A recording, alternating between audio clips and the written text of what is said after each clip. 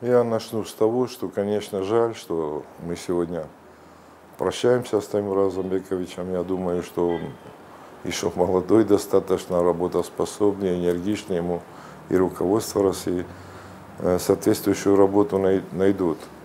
Но я, например, благодарен судьбе, что и короткое, или какое, 9 лет мы поработали вместе, он как глава республики, а глава пригородного района.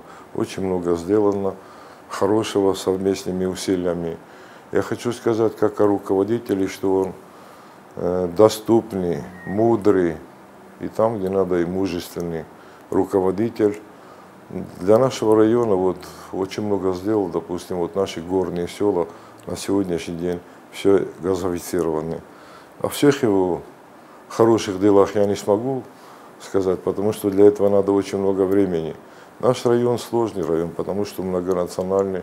Все в республике знают, что у нас были межнациональные, очень довольно-таки с соседями ингушской национальности, жителями. Но сегодня, как вы видите, район спокойно живет, и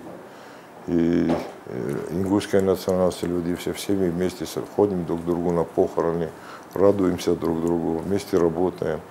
Огромное ему спасибо. И сегодня хочу сказать, я не знаю, есть ли где-то аналог еще такой, чтобы после таких конфликтов мы спокойно живем. Это я вам хочу сказать, что огромная заслуга в первую очередь Таймураза Бековича, потом и, может, руководителей районного масштаба, сел и все остальное.